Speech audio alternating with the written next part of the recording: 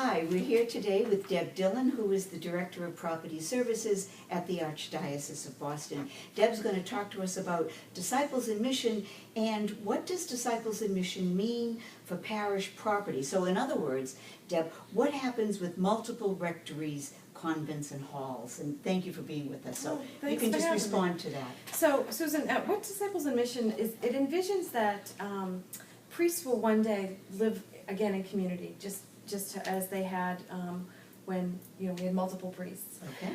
And so in most collaboratives, what we're envisioning is that a rectory will become their residential home, and that surplus rectories would then become places for community, for office space, for things like mission. Okay. So they're not going to be living above the stores. Exactly, Okay. exactly. It'll become their residential home, just like you and I have our home. Okay. So in the property management area at the Archdiocese, we're positioned to help the pastors and the collaboratives make that decision in an informed way. Okay. We will help them with our engineers and with outside sources if needed, come in, give us an evaluation of which properties are best suited for residential versus best suited for office space.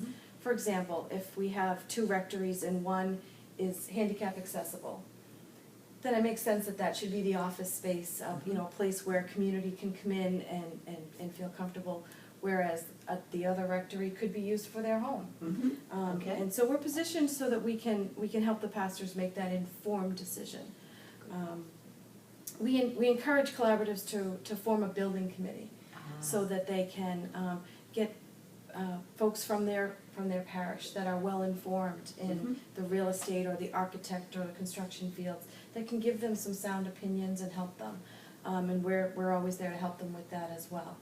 So we're asking that they think more globally in terms of a collaborative as opposed to a single. And have they been using your services? Have you been on the road a lot? A little bit, yeah. It I think when the collaboratives are first formed, it's somewhat overwhelming. In some, the amount of property that a collaborative in total has, and so we've been going out and helping them evaluate, which ones need the least amount of work versus the ones that require more work. So yes, we have.